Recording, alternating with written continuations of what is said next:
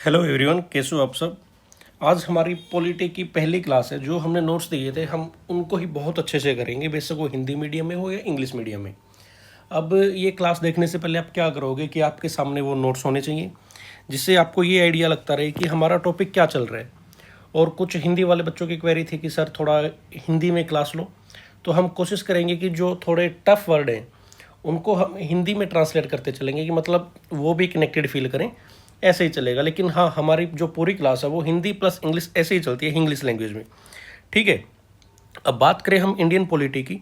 अच्छा, एक और चीज़, ये क्लास इतनी कॉम्प्रिहेंसिव होगी, बेशक आप HSSC ग्रुप डी की तैयारी कर रहे हो, ठीक है, सी की कर रहे हो, या फिर कोई मेंस एग्जाम कर रहे हो अपने हरियाणा सी का, इन सब के लिए रेलेवेंट रहेगी। इनसे बाहर कुछ आएगा नहीं। आप बस ये क्लास अच्छे से करनी है और इनके PYQ देखने हैं। और आप क्या कर सकते हैं कि जो CGL के PYQ हैं या SSC के PYQ हैं वो भी देख सकते हैं। ठीक है, आपको उनमें से भी कोई भी बाहर नहीं मिलेगा। आपकी मतलब SSC की भी तैयारी साथ साथ होती रहेगी। तो चलिए शुरू करते हैं। सबसे पहले हम सिलेबस देख लेते हैं। इसमें बेसिकली जो कंटेंट है हमने डिवाइड कर रखा है कि हिस्टोरिकल बैकग्राउंड क्या था कॉन्स्टिट्यूशन का, यानी कि जो इंडिया के आज़ाद होने से पहले हमारा संविधान कैसे कैसे तैयार हुआ, अंग्रेजों ने क्या क्या बदलाव किए थे। इसको हम दो पार्ट में डिवाइड करते हैं। एक को हम बोलते हैं कंपनी रूल। ये चीज़ आपको मॉडर्न हिस्ट्री में पता होगा कि जो 1600 में ईस्ट इंडिया कंपनी आ गई थी, उसके बाद धीरे धीरे करके 1764 में बैटल ऑफ बक्सर के बाद उन्होंने बंगाल को ऑक्यूपाई वगैरह कर लिया। तो उसके बाद जो उन्होंने रूल करना शुरू करा था, वहाँ से लेके 1857 तक कंपनी रूल चलता है। उसके बाद क्राउन रूल। बैटल ऑफ जो 1857 की क्रांति हुई थी, उसके बाद क्या था कि जो ब्रिटिश गवर्नमेंट थी उन्होंने डायरेक्ट कंट्रोल कर लिया था इंडिया पे। ठीक है, अब ईस्ट इंडिया कंपनी का काम सिर्फ ट्रेड करना रह गया था। तो वो गवर्नमेंट ऑफ इंडिया एक्ट 1858 से लेके इंडियन इंडिपेंडेंस एक्ट 1947 तक चलेगा अपना क्राउन रूल। इसमें ये रहेगा। नेक्स्ट है सेलिएंट फीचर्स। इसमें अपने शेड्यूल कितने हैं, पार्ट्स कितने हैं, प्रियम्बल के बारे में पढ़ेंगे, और हमने कौन कौन सा प्रोविज़न कहाँ कहाँ से अडॉप्ट करा। यानी कि जो भारत में अलग अलग चीज़ें ली गई कि पार्लियामेंट होगी, प्रधानमंत्री होगा, या राष्ट्रपति का इलेक्शन कैसे होगा, फंडामेंटल राइट्स कितने होंगे, कैसे होंगे, किस देश से हमने लिए, वो सारी चीज़ें हम इसमें पढ़ेंगे। नेक्स्ट चैप्टर अपना फंडामेंटल राइट्स, फिर DPSP। ठीक है, फिर अमेंडमेंट कैसे किया जाता है संविधान, फिर यूनियन और स्टेट एग्जीक्यूटिव के बारे में पढ़ेंगे। इसमें PM, CM, council of minister, वो सारी चीज़ें पढ़ेंगे हम। फिर parliament, Lok Sabha, Rajya Sabha, state legislature में लेजिस्लेटिव असेंबली, लेजिस्लेटिव काउंसिल, वो चीज़ें पढ़ेंगे। जुडिशरी में सुप्रीम कोर्ट, हाई कोर्ट, और या फिर जो सबॉर्डिनेट कोर्ट्स होती हैं वो पढ़ेंगे हम। सेंट्रल स्टेट रिलेशंस में ये बेसिकली फेडरलिज्म वाला चैप्टर आ गया। इसमें हम पढ़ेंगे कि सेंटर के पास क्या पावर आएंगी, स्टेट के पास क्या पावर आएंगी, और ये दोनों एक दूसरे के साथ कोऑपरेट करके कैसे चलेंगे। इमरजेंसी प्रोविज़न आर्टिकल 352 से लेके 356 और 360, ये सारी चीज़ें हम पढ़ेंगे। ठीक है, कॉन्स्टिट्यूशनल बॉडी पढ़ेंगे, इलेक्शन कमीशन, और उसके बाद UPSC, इस टाइप की बॉडीज हम पढ़ेंगे, फाइनेंस कमीशन। ठीक है, और नॉन कॉन्स्टिट्यूशनल बॉडी में अपना ये चार चीज़ें आ जाएंगी, CBI, CVC, central vigilance commission, national human right commission, central women commission, ये सारी चीज़ें हम पढ़ेंगे। लोकल गवर्नमेंट में पंचायती राज और म्यूनसिपैलिटी पढ़ेंगे। ठीक है, और रिसेंट डेवलपमेंट में और आजकल क्या क्या सुधार हुए, क्या क्या बदलाव हुए, वो चीज़ें पढ़ेंगे, लेटेस्ट अमेंडमेंट्स वगैरह। तो चलो हम पहले चैप्टर से शुरू कर रहे हैं, constitutional development under British government. एक और चीज़, मैं जो चीज़ें हाईलाइट करता रहूँ और जो 3-3, 4-4 मेन पॉइंट बताता रहूँ, आप अगर और छोटे नोट्स निकालना चाहो तो बस वो चीज़ें ऐड कर सकते हो। ये अच्छे से पढ़ोगे और 4-5 चीज़ें वो रिवीजन में और ज़्यादा रखोगे, जिससे कि मतलब जो रिवीजन में रखने का लॉजिक क्या है कि वो थोड़ी सी ऐसी ट्रिकी चीज़ें होती हैं कि जो एग्जाम में पूछी जाती हैं। तो चलिए सबसे पहले शुरू करते हैं हम रेगुलेटिंग एक्ट। अब कोई हिंदी वाला हो कि सर इसका हिंदी में क्या रहेगा, जो एक्ट हैं वो इनका नाम यही रहेगा, नाम चेंज नहीं होते हैं कभी एक्ट्स वगैरह के। ठीक है, तो आप थोड़ा सा ये चीज़ को ऑपरेट करें। बेशक आप हिंदी मीडियम की बुक्स देखना, उनमें भी सेम ही मिलेगा। अब रेगुलेटिंग एक्ट जो पहला एक्ट था, जो ब्रिटिशर्स ने ईस्ट इंडिया कंपनी को रेगुलेट करने के लिए लाया गया था 1772। कई जगह आपको 73 मिलेगी, दोनों में ही आपको ध्यान रख के चलना है ये। ठीक है, इसमें सबसे पहले क्या होता था, इस एक्ट से पहले जब ईस्ट इंडिया कंपनी ने बैटल ऑफ बक्सर के बाद चीज़ें चल रही थी तो गवर्नर ऑफ बंगाल होता था। अब उसकी पोजीशन चेंज करके गवर्नर जनरल ऑफ बंगाल कर दी। अब गवर्नर जनरल करा है बंगाल, तो दूसरी जो प्रेसिडेंसी बच गई जैसे मद्रास हो गया, बॉम्बे हो गया, यो इसके अधीन आ गए, वो अब इसके अंदर आके काम करेंगे, यानी कि सेंट्रलाइज सिस्टम हो गया। वो किसको रिपोर्ट करेंगे? बंगाल वाले को, क्योंकि अब वो गवर्नर जनरल ऑफ बंगाल है। अब governor of Bombay, governor of Madras वो छोटे रह गए इससे। और इसकी 4 मेंबर की काउंसिल बनाई गई जो गवर्नर और जनरल ऑफ बंगाल को असिस्ट करेगी। ठीक है। और जो पहला गवर्नर जनरल ऑफ बंगाल था वो था अपना वारेन हास्टिंग। अच्छा, अगर मैं आपसे यहाँ पे एक ट्रिकी क्वेश्चन पूछूं कि जो first governor general of Bengal, ये पढ़ दिया आपने वारेन हास्टिंग। अगर मैं आपसे ये कहूँ इससे पहले क्या होता था? Governor of Bengal. तो लास्ट गवर्नर ऑफ बंगाल कौन था? वो भी यही था। ठीक है। जब ये नाम चेंज किया गया गवर्नर ऑफ बंगाल का गवर्नर जनरल ऑफ बंगाल के साथ, तो तब वारेन हास्टिंग ही था पद पे। ठीक है। इसी एक्ट के अंदर सुप्रीम कोर्ट इस्टेब्लिश करेगी 1774 में। और जो इसकी पहले सीजीआई थे वो थे एलिजा इम्फे। टोटल 4 जज होते थे और चीफ जस्टिस होते थे एलिजा इम्फे। ये याद रखोगे। नॉर्मल 4 चीज़ें बताई क्या क्या। ये पहला एक्ट था। सबसे पहले गवर्नर ऑफ बंगाल को गवर्नर जनरल ऑफ बंगाल कर दिया। पहला था वारेन हास्टिंग। 4 मेंबर की उसकी काउंसिल होती थी। ठीक है। सुप्रीम कोर्ट बनाई गई, 4 जज होते थे और चीफ जस्टिस कौन था? एलिजा इम्फे। और इस एक्ट के अंदर एक बॉडी और बनी थी जिसको हम बोलते थे कोर्ट ऑफ डायरेक्टर, जो गवर्नर जनरल ऑफ बंगाल को असिस्ट करने का काम करती थी। और इसमें थे 24 मेंबर। ये लार्जली कॉमर्शियल फंक्शंस देखती थी कंपनी के। नेक्स्ट, अमेंडिंग एक्ट में क्या था कि इसमें क्या कर दिया गया था कि जो गवर्नर जनरल और उसकी काउंसिल है, जो वो काम करेगी, जो उनके एक्ट्स होंगे वो सुप्रीम कोर्ट की ज्यूरिडिक्शन से बाहर होंगे। और जितने भी रेवेन्यू इश्यूज होंगे वो सब भी बाहर होंगे सुप्रीम कोर्ट की ज्यूरिडिक्शन से। ठीक है। जो काउंसिल बनी है, समिति बनी है, वाइस रहेगी इसकी गवर्नर जनरल की, वो और जो पैसे लेन देन से वित्तीय मैटर हो गए वो इससे सुप्रीम कोर्ट से बाहर रहेंगे। ठीक है। ये अमेंडिंग एक्ट में करा गया। अब नेक्स्ट है पिट्स इंडिया एक्ट। इसमें क्या करा गया कि इसके कॉमर्शियल और पॉलिटिकल फंक्शंस जो है कंपनी के वो अलग अलग कर दिए गए। वो कैसे? Court of director commercial function देखे थे आपने, और एक अलग बॉडी बनाई बोर्ड ऑफ कंट्रोल, ये एडमिनिस्ट्रेटिव या पॉलिटिकल फंक्शन देखेगा, और court of director commercial affair देखेगा। यहाँ पर ये दोनों चीज़ें देख रही थी। ठीक है। इसी चीज़ को हम बोलते हैं ड्यूअल गवर्नमेंट, मतलब बोर्ड ऑफ कंट्रोल भी है और कोर्ट ऑफ डायरेक्टर भी है। और इसी एक्ट में क्या करा गया, रिकॉग्नाइज करी गई जो भी कंपनी की टेरिटरी थी उसको ब्रिटिश पोजेशन बोला गया। ठीक है। अब नेक्स्ट है एक्ट ऑफ 1786। ये कॉर्नवालिस को स्पेशल पावर दी गई थी जब ये गवर्नर जनरल ऑफ बंगाल थे।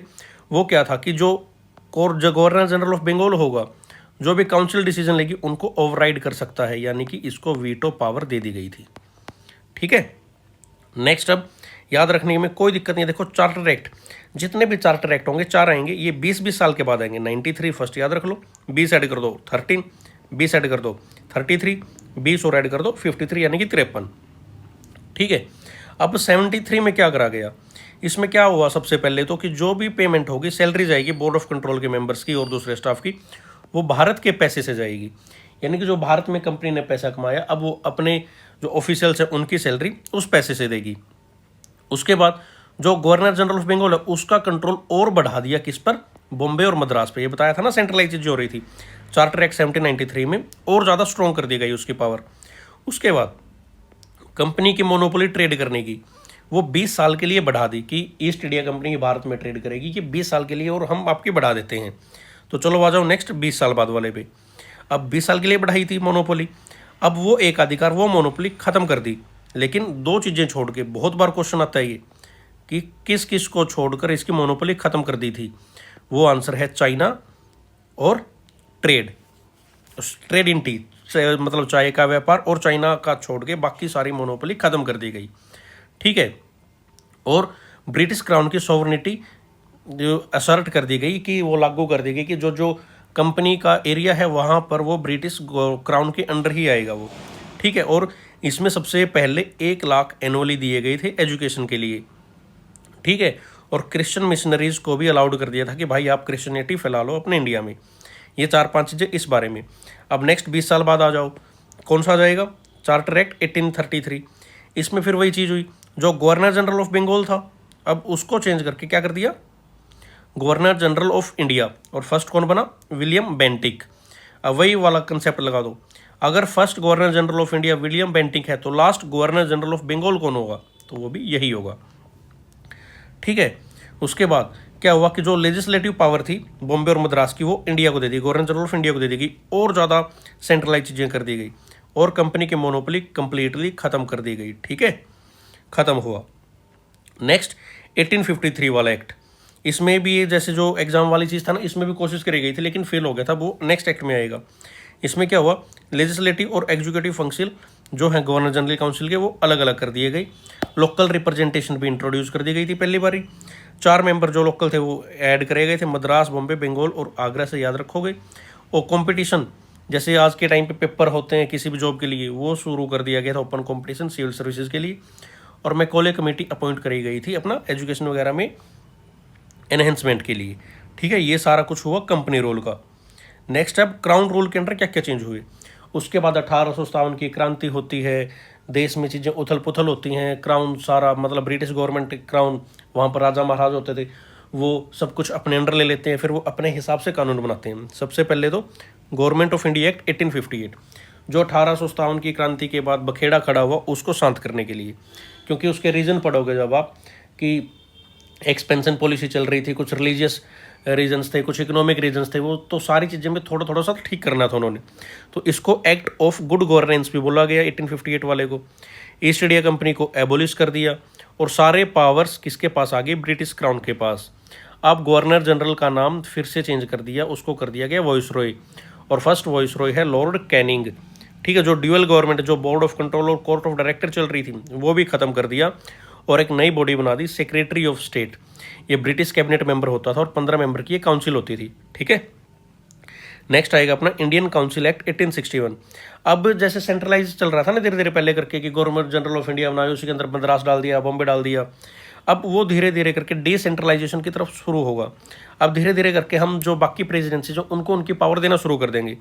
ठीक है, उनकी लेजिस्लेटिव पावर है वो रिस्टोर करना हमने शुरू कर दी है, और एक नई लेजिस्लेटिव काउंसिल बनाई, बंगाल, NWFP और पंजाब। अब पोर्टफोलियो सिस्टम रिकॉग्नाइज करा जाने लगा कि कौन से किसके पास क्या पावर होगी क्या नहीं होगी, और वॉइसरॉय को ऑर्डिनेंस पावर दे दी। ठीक है, अब वो छोटे छोटे कानून बना सकता है, वो जो 6 महीने के लिए वैलिड होंगे इमरजेंसी के टाइम पे। अपने प्रेसिडेंट आज भी बनाता है ये कि कोई इमरजेंसी हो या फिर कोई भी जो हाउस है वो रनिंग में ना हो, वो मतलब प्रेजेंट ना हो, तो प्रेसिडेंट भी ऑर्डिनेंस बना सकता है। ठीक है, और वॉइसरॉय नॉमिनेट कर सकता है नॉन ऑफिशियल्स मेंबर्स को। ठीक है, तो 3 नॉमिनेट करे गए थे, राजा ऑफ बनारस, महाराजा ऑफ पटियाला और सर दिनकर राव। ठीक है, नेक्स्ट आता है अपना इंडियन काउंसिल एक्ट 1892। इसमें जो नॉन ऑफिशियल मेंबर थे इनको बढ़ाया गया। ठीक है जी, और काउंसिल कुड डिस्कस बजट। अब बजट जो काउंसिल है वो डिस्कस कर सकती है, लेकिन उस पर सप्लीमेंट्री क्वेश्चन नहीं पूछ सकती। अब इसी एक्ट में थोड़ा बहुत इलेक्शन से रिलेटेड भी चीज़ें आती है, लेकिन डायरेक्ट इलेक्शन वर्ड यूज नहीं होता है 92 वाले में, ये आप इंपॉर्टेंट बात याद रखोगे। नेक्स्ट है इंडियन काउंसिल एक्ट 1909, इसको हम मार्ले मिंटो रिफॉर्म भी बोलते हैं। मोर्ले कौन होते हैं, अपने सेक्रेटरी ऑफ स्टेट, और मिंटो है अपने वाइसरॉय। ठीक है, इसमें क्या करा गया, जो साइज है सेंट्रल और प्रोविंशियल लेजिस्लेटिव काउंसिल उसको बढ़ाया गया, लेकिन ऑफिशियल मेजोरिटी सेंटर में अभी भी है। ठीक है, और इंडियंस को भी वॉइसरॉय की एग्जीक्यूटिव काउंसिल में स्थान दिया गया। तो सत्येंद्र प्रसाद सिन्हा बहुत बहुत इंपॉर्टेंट है एज ए लॉ मेंबर, ये पहले इंडियन थे जो वॉइसरॉय की काउंसिल में ऐड हुए थे। वो जो आप ऊपर पढ़े थे ये नॉन ऑफिशियल थे, ये अब ऑफिशियल मेंबर है। ठीक है, सेपरेट इलेक्टोरेट दे दिया गया था मुस्लिम्स को, तो इसी वजह से मिंटो को हम फादर ऑफ कम्युनल इलेक्टोरेट भी बोलते हैं। यानी कि सेपरेट इलेक्टोरेट क्या होता है कि एक ही जगह पर अगर इलेक्शन हो रहे हैं तो वहाँ पर एक पर्टिकुलर कम्युनिटी ही खड़ी होगी और पर्टिकुलर कम्युनिटी के लोग ही वोट डालेंगे, दूसरी कम्युनिटी का कोई लेना देना नहीं होगा। इसको हम सेपरेट इलेक्टोरेट बोलते हैं।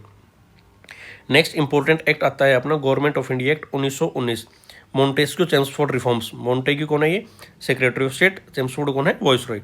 सेम इसमें अब देखो क्या क्या हुआ, जो प्रोविंशियल और सेंट्रल सब्जेक्ट थे उनको सेपरेट कर दिया गया। ठीक है, जैसे कि सेंटर की पावर अलग, स्टेट की पावर अलग, उनके दोनों के काम अलग अलग होंगे। डायरकी ले आए प्रोविंस पे। ठीक है, डायरकी का मतलब क्या हुआ कि डायर मतलब 2, आयरकी मतलब रूल, 2 रूल। जैसे ट्रांसफर और रिजर्व सब्जेक्ट्स में चीज़ें डिवाइड कर दी गई, यानी कि जो ट्रांसफर सब्जेक्ट होंगे उस पर जो काउंसिल है वो कानून बना सकती है, लेकिन रिजर्व सब्जेक्ट वो कुछ खास चीज़ें, स्पेशल चीज़ें जो सिर्फ उनकी पावर कानून बनाने की वॉइसरॉय के पास ही रहेगी। बाई कैमरलिज्म आ गया सेंटर पे, जैसे आज भी अपने इंडियन लोकसभा और राज्यसभा है ना, तो काउंसिल ऑफ स्टेट और लेजिस्लेटिव असेंबली बोलते थे। 3 इंडियन मेंबर को वॉइसरॉय के एग्जीक्यूटिव काउंसिल में ऐड करा गया। सेपरेट इलेक्टोरेट जो था वो और एक्सटेंड कर दिया, किस किस पे, Sikh, Indian Christian, Anglo European और यूरोपियन। ये चीज़ याद रखो, बहुत इंपॉर्टेंट है। बजट को सेपरेट कर दिया गया था सेंट्रल और प्रोविंशियल का, और पब्लिक सर्विस कमीशन को भी अपॉइंट करा गया था, मतलब एक नई बॉडी बना दी गई थी कि जो एग्जाम वगैरह लेगी अब आगे। 1926 में क्रिएट हुई थी, लेकिन इस एक्ट के अंदर ही क्रिएट हुई थी। अब नेक्स्ट है साइमन कमीशन। ग्रुप डी में सीधा सीधा क्वेश्चन भी था ये कि साइमन कमीशन कब आया था। इसके हेड थे कौन, जॉन साइमन, और जब उस टाइम में ब्रिटेन में गवर्नमेंट होती थी टोरी गवर्नमेंट। एनसीईआरटी फैक्ट है, याद रखोगे, ठीक है। इसने कुछ रिकमेंडेशन दी थी, मतलब हो सकता है ग्रुप डी में तो चीज़ें ना आए, लेकिन ग्रुप सी वगैरह में आपको बहुत आराम से मिल जाएंगी कि साइमन कमीशन की इनमें से कौन सी एक रिकमेंडेशन नहीं थी। इसने बोला डायरकी ख़त्म कर दो, रिस्पॉन्सिबल गवर्नमेंट को और एक्सपेंड करो, ठीक है, और कॉमनल इलेक्टोरेट को कंटिन्यू रखो, ठीक है, और फेडरेशन बना दो इंडिया का। ब्रिटिश इंडिया जिस एरिया पे अंग्रेजों का कंट्रोल है और जहाँ पर राजा महाराजा बैठे हैं, तो फेडरेशन बना दो, दोनों मिल बांट के काम कर लेंगे। उसके बाद गवर्नमेंट ऑफ इंडिया एक्ट आया, कुछ चीज़ें इसकी मानी गई, कुछ चीज़ें और नहीं ऐड करी गई। फेडरेशन बना दिया गया, लेकिन ये फेल हो गया, ठीक है। लेकिन जो ब्रिटिश इंडिया था, प्रिंसिपल स्टेट और सेंटर, उस तरीके से वहाँ पर पावर डिवाइड कर दी गई, फेडरल, प्रोविंशियल और कंकरेंट लिस्ट। जैसे आज हम पढ़ते हैं सेंट्रल लिस्ट, स्टेट लिस्ट और कंकरेंट लिस्ट। और रेजिडरी पावर, जो बची कुछ पावर है वो वाइसरॉय को दे दी। प्रोविंस में डायरकी खत्म कर दी और ऑटोनॉमी ले आई उधर, और बाई कैमरलिज्म 6 प्रोविंसेस में और ऐड कर दी। और जो फ्रेंचाइज है वो डालने का अधिकार वो लगभग 10% लोगों के पास आ चुका था। आरबीआई को क्रिएट करा गया, ठीक है, फेडरल कोर्ट क्रिएट करी गई, joint public service commission create करा गया, ठीक है, और जो कॉमनल रिप्रेजेंटेशन थी उसको डिप्रेस क्लास, वुमेन और लेबर तो को भी दे दिया गया था। अब डिप्रेस क्लास वाला वो सीन है जो आपने पढ़ा होगा कि पुणे पैक्ट हुआ था गांधी और अंबेडकर के बीच इसी बात को लेके, ठीक है, तो फिर ये कैंसिल कर दिया गया था। अब आपसे एक क्वेश्चन अगर पूछें तो आरबीआई जब अपॉइंट हुआ था, इसकी रिकमेंडेशन किस कमेटी ने की थी, तो वो थी हिल्टन यंग कमीशन, ठीक है। ये चीज़ें आपको पता होनी चाहिए। लास्ट आता है अपना इंडियन इंडिपेंडेंस एक्ट। इसमें क्या हुआ, ब्रिटिश रूल खत्म हो गया, इंडिया को इंडिपेंडेंट डिक्लेयर कर दिया गया, सॉवरन डिक्लेयर कर दिया गया, इंडिया के 2 टुकड़े हो गए, डिवाइड हो गया, पाकिस्तान और इंडिया, ठीक है। उसके बाद क्या हुआ कि जो प्रिंसली स्टेट थे उनको फ्रीडम दी गई थी कि या तो आप इंडिपेंडेंट रहो, या इंडिया का पार्ट रहो, या फिर पाकिस्तान में ऐड हो, वो उनकी चॉइस थी। अब धीरे धीरे करके सरदार वल्लभ भाई पटेल जो आयरन मैन ऑफ इंडिया है, उन्होंने धीरे धीरे करके प्रिंसली स्टेट को इंडिया में मिलाएगा। लगभग 550 से ज़्यादा प्रिंसली स्टेट होते थे जो इंडिया में बाद में मर्ज हुए। और लॉर्ड माउंटबेटन भारत का पहले गवर्नर जनरल बने, और पहले पीएम बने थे अपने जवाहरलाल नेहरू। और जो पाकिस्तान का फर्स्ट गवर्नर जनरल बना था वो थे मोहम्मद अली जिन्ना, और फर्स्ट प्राइम मिनिस्टर भी वही बने थे, ठीक है। और इसी एक्ट में ही कॉन्स्टिट्यूशन असेंबली को पावर दे दी गई थी भारत का संविधान बनाने की। ये था अपना सारा हिस्टोरिकल बैकग्राउंड, इससे बाहर आपको कुछ मिलेगा नहीं।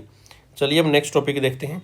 अब भारत की जो पहली कैबिनेट थी, ये कुछ बेसिक डाटा है जो बहुत इंपॉर्टेंट है, पूछ लिया जाता है कि भारत का पहला प्राइम मिनिस्टर कौन था, फूड एग्रीकल्चर मिनिस्टर कौन था, एजुकेशन मिनिस्टर कौन था, लॉ मिनिस्टर कौन था। तो एक बार ये सारी टेबल आप देख लोगे। जवाहरलाल नेहरू फर्स्ट पीएम, और फॉरेन मिनिस्टर भी सबसे पहले अपने यही थे।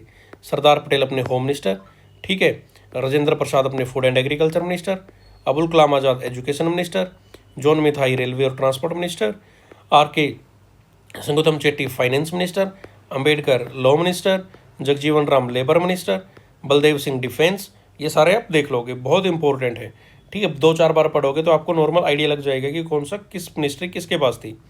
अब कॉन्स्टिट्यूशन की कुछ टाइमलाइन देख लेते हैं। आइडिया दिया था 1934 में एम एन रॉय ने। ये सारे बहुत इंपॉर्टेंट फैक्ट है जिससे हर एक लाइन से एक एक क्वेश्चन बनने की वो है, ठीक है। 1935 में कांग्रेस ने ऑफिशियली डिमांड करा, और 1940 में अगस्त ऑफर आया था जब सेकेंड वर्ल्ड वॉर चल रहा था और अंग्रेजों को भारतीय सैनिकों की ज़रूरत थी। तो इन्होंने इनकी डिमांड मान ली थी कि चलो हम आपको कॉन्स्टिट्यूएंट असेंबली बनाने का जो आपकी डिमांड मान लेते हैं, लेकिन आप हमारी हेल्प करो। 19 नवंबर 1946 में कॉन्स्टिट्यूएंट असेंबली आई कैबिनेट मिशन के अंडर, ठीक है। अब मॉडर्न हिस्ट्री में आप पढ़ोगे कि कैबिनेट मिशन के जो मेंबर थे वो कौन कौन थे, ठीक है। अगर आपको पता है तो आप कमेंट बॉक्स में बताओगे। 9 दिसंबर 1946 में इसकी पहली मीटिंग हुई, मुस्लिम लीग ने बॉयकॉट करी। डॉक्टर सच्चिदानंद सिन्हा इसका सबसे ओल्डेस्ट मेंबर था, बुढ़ा आदमी था, तो इसको पहला टेम्परेरी प्रेसिडेंट बनाया। और डॉक्टर राजेंद्र प्रसाद जो बाद में परमानेंट इलेक्टेड प्रेसिडेंट बने। और 2 इसके वाइस प्रेसिडेंट होते थे, एच.सी. मुखर्जी और वी.टी. कृष्णमाचारी। ये भी इंपॉर्टेंट है, याद रखोगे। 13 दिसंबर 1946 को ऑब्जेक्टिव रेजोल्यूशन इंट्रोड्यूस करा नेहरू जी ने, जवाहरलाल नेहरू। और 22 जनवरी 1947 को ये अडॉप्ट कर गया, और बाद में जो जाके क्या बना अपना प्रीएम्बल। ठीक है, 22 जुलाई 1947 को नेशनल फ्लैग अडॉप्ट हुआ। मई 1949 में इंडिया ने कॉमनवेल्थ की मेंबरशिप को रेटिफाई कर लिया था। 26 नवंबर 1949 को हमारा कॉन्स्टिट्यूशन कंप्लीट हो गया था, इसको अडॉप्ट कर लिया गया था, जिसको हम कॉन्स्टिट्यूशन डे में भी सेलिब्रेट करते हैं। 24 जनवरी 1950 को national song, national anthem adopt करे गए। राजेंद्र प्रसाद फर्स्ट प्रेसिडेंट बने इस दिन। और 26 जनवरी 1950 को constitution of India totally enact कर दिया गया था। ठीक है, ये सारी बातें। अब नेक्स्ट आता है कॉन्स्टिट्यूएंट असेंबली। इसमें कैबिनेट मिशन के अंडर 1946 में बनी थी। 389 मेंबर थे, 296 ब्रिटिश इंडिया के और 93 प्रिंस स्टेट के। जो ब्रिटिश इंडिया के थे वो तो थे इलेक्टेड, और जो प्रिंस स्टेट वाले हैं ये हैं नॉमिनेटेड। तो अपनी जो बॉडी है पार्शली इलेक्टेड होगी, पार्शली नॉमिनेटेड होगी। ठीक है, जो मेंबर थे इनडायरेक्टली इलेक्टेड थे प्रोविंशियल असेंबली के द्वारा, मेंबर के द्वारा। और जो सीट्स थी वो कैसे डिवाइड करी गई थी, मुस्लिम, सिख और जनरल। ये इंपॉर्टेंट है कि हिंदू वगैरह कुछ वर्ड यूज नहीं था, कुछ सीटें मुस्लिम को दी गई थी, कुछ सिख्स को दी गई थी, और बाकी सारे जनरल में आ गए थे। और जो कॉन्स्टिट्यूएंट असेंबली थी ये दोहरा काम करती थी। एक तो देश को चलाने का, जब लेजिस्लेटिव असेंबली का काम कर रही है तो इसके हेड हैं जीवी मालवांकर, तो इनको हम फर्स्ट स्पीकर ऑफ इंडिया भी के नाम से जानते हैं, जीवी मालवांकर को। और जब ये बॉडी संविधान बना रही है तब इसके हेड हैं डॉक्टर राजेंद्र प्रसाद। अब कुछ और इंपॉर्टेंट चीज़ें, एडवाइजर थे BN Rau, secretary HVR Ayyangar और चीफ ड्राफ्ट्समैन SN मुखर्जी। ठीक है, उसके बाद हाँ, ये प्रोविजनल पार्लियामेंट का ही काम कर रही थी जब तक पहले इलेक्शन नहीं हुए 1951-52 में। और जो अपने जो फर्स्ट चीफ इलेक्शन कमिश्नर थे या इलेक्शन कमीशन ऑफ इंडिया कौन थे, सुकुमार सेन। और पहला इलेक्शन किसने जीता था, कांग्रेस ने। और फर्स्ट इलेक्टेड PM भी कौन बने थे, जवाहरलाल नेहरू। ठीक है, 58 कॉन्स्टिट्यूशनल अमेंडमेंट एक्ट से इसका हिंदी टेक्स्ट में भी अपना वो कर दिया गया था, आर्टिकल 394A में। ठीक है, अब कुछ कमेटीज़ हैं उनके हेड आपको पता होने चाहिए। जो नेहरू के रिगार्डिंग कमेटी आएंगी वो आपको पता होना चाहिए कि यूनियन आ जाए, स्टेट आ जाए, जिनके आगे वो सारी कमेटियाँ के हेड नेहरू थे। Rajendra Prasad rule of procedure committee, steering committee. Sardar Patel provincial committee, advisory committee on fundamental rights, minority और ट्राइबल। अंबेडकर ड्राफ्टिंग कमेटी के चेयरमैन थे। ठीक है, अब आती है बात सेलियंट फीचर्स ऑफ कॉन्स्टिट्यूशन की। अपने 25 पार्ट हैं आज के टाइम पे। ठीक है, इनिशियली कितने थे ये आप कमेंट करके बताओगे। अब कुछ इंपॉर्टेंट पार्ट लिखे गए हैं वो आपको पता होने चाहिए। अब मैं थोड़ा सा तरीका बताता हूँ इनको याद करने का, कुछ मेन को।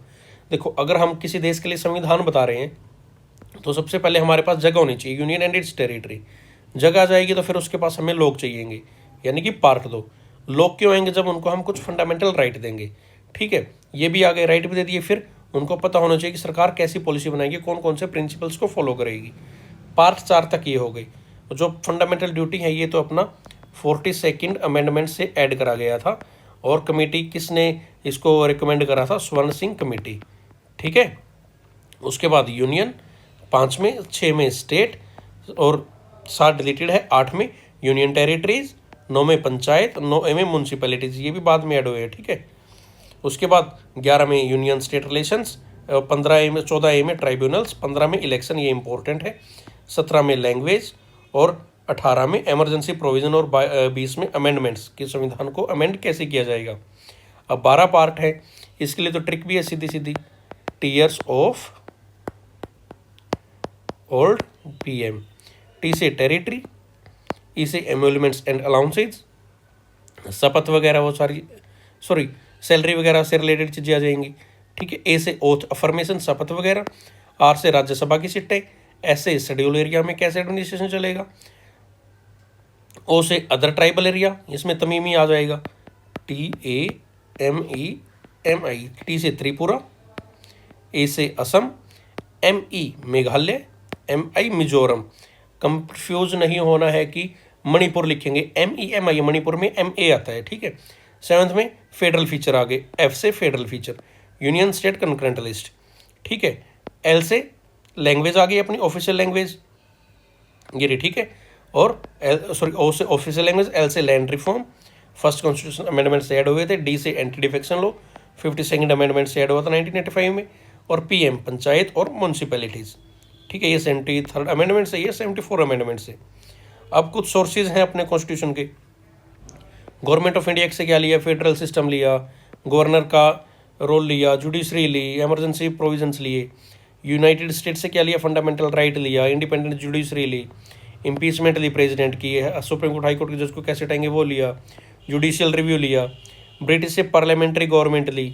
हाँ, इसमें एक चीज़ याद रखोगे कि जो इंडिया की पार्लियामेंट है वो सोवरन नहीं है, उस पर जो चेक एंड बैलेंसेज रख सकता है एग्जीक्यूटिव और जुडिशरी, लेकिन ब्रिटिश की पार्लियामेंट है वो सोवरन है। सिंगल सिटीजनशिप लिया, रूल ऑफ लॉ लिया, बाई कैमरलिज्म लिया, जो 2 हाउस होते हैं लोकसभा और राज्यसभा। आयरलैंड से क्या लिया, डीपीएसपी लिया, प्रेसिडेंट की इलेक्शन का मेथड लिया, नॉमिनेशन लिया राज्यसभा में, जो प्रेसिडेंट जो है 12 मेंबर को राज्यसभा में नॉमिनेट करता है, ठीक है। कनाडा से क्या लिया, फेडरेशन विद स्ट्रॉन्ग सेंटर लिया कि सेंटर के पास ज़्यादा पावर है, स्टेट के पास कम रहेंगी। रेजिडेरी पावर ली, एडवाइजरी जुडिक्शन ली सुप्रीम कोर्ट की, जो आर्टिकल 143 में प्रेसिडेंट को एडवाइज करती है सुप्रीम कोर्ट, वो चीज़।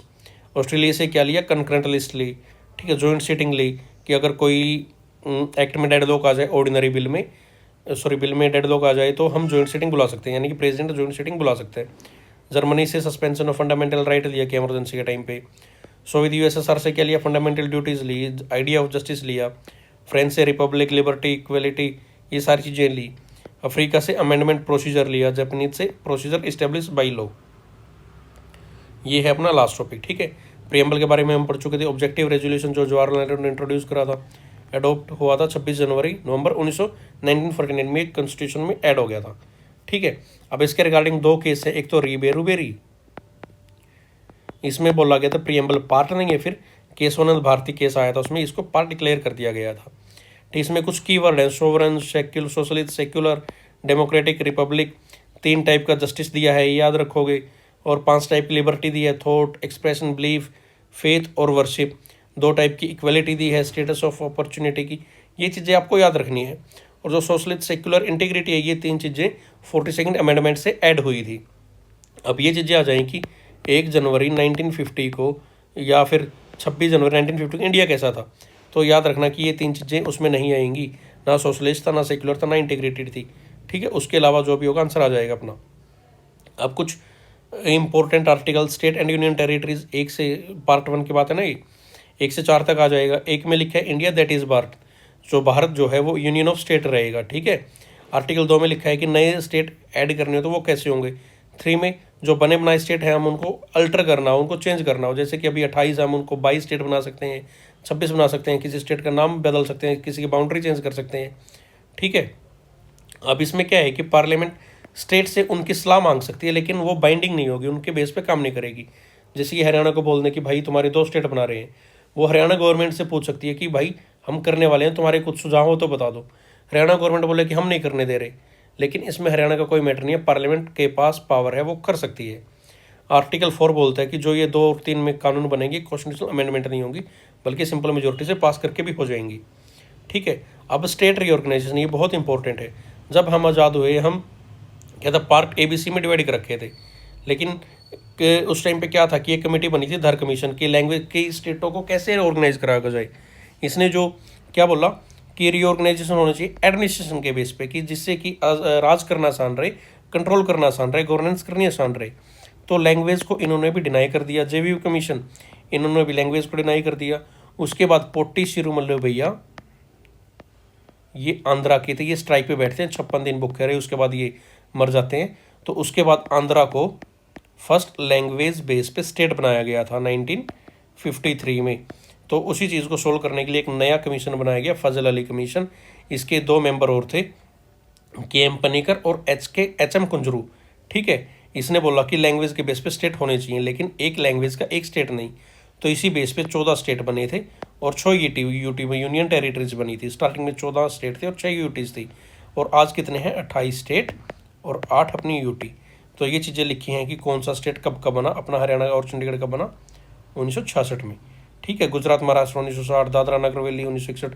एक बार ये टेबल देख लेना, कई बार आ जाता है कि क्रोनोलॉजी में लगाने बताओ कि कौन सा स्टेट पहले बना, कौन सा स्टेट बाद में बना। जम्मू कश्मीर और लद्दाख 2 यूटी 2019 में बनी थी, और सबसे लेटेस्ट स्टेट बना था तेलंगाना 2014 में, ठीक है। 3 स्टेट 2000 में बने थे, छत्तीसगढ़, उत्तराखंड और झारखंड 2000 में। अगर धीरे से आप याद करोगे तो हो भी जाएंगे। मिजोरम, अरुणाचल प्रदेश, गोवा 1987 में बने थे। 3 और 3 6 7, 1 को कट गया, 8 10 ही हो गए। हरियाणा आपको पता ही है, तो 14 पहले थे, तो 5-7 की डेट ही याद करनी पड़ेगी और ज़्यादा कुछ भी नहीं है। पार्ट 2 आता है अपना सिटीजनशिप। पार्ट 2 5 से 11 आर्टिकल में दे रखे हैं। जो सिटीजनशिप के भी जितने प्रोविजन रहेंगे अपने, वो सिटीजनशिप एक्ट 1955 देखता है। ठीक है, इसमें 5 तरीके बता रखे हैं कि आपको सिटीजनशिप कैसे मिलेगी, 3 तरीके बता रखे हैं कि सिटीजनशिप मतलब लूज़ कैसे कर दोगे आप। सिटीजनशिप लेने के तरीके क्या क्या हैं? बाई बर्थ है, बाई डिसेंट है, रजिस्ट्रेशन है, नेचुरलाइजेशन है, और भारत अगर किसी टेरिटरी को अपने अंडर लेता है तो वो चीज़ है। लॉस कैसे है? रेनेंसेशन है, टर्मिनेशन है, डेप्रिवेशन है। जो 2019 में अमेंडमेंट आई थी इस एक्ट में, उसमें क्या करा गया था कि जो नॉन मुस्लिम है यानी कि हिंदू, सिख, बुद्धिस्ट, जैन, पारसी और क्रिश्चियन है, कहाँ कहाँ से, पाकिस्तान, अफगानिस्तान और बांग्लादेश के, जो इंडिया में एंटर हो रखे हैं 31 दिसंबर 2014 से पहले, और उनको 5 साल हो गए हैं, ठीक है, उनको हम इंडियन सिटीजनशिप दे देंगे। लेकिन वो आदमी असम, मेघालय, मिजोरम, त्रिपुरा में नहीं होने चाहिए।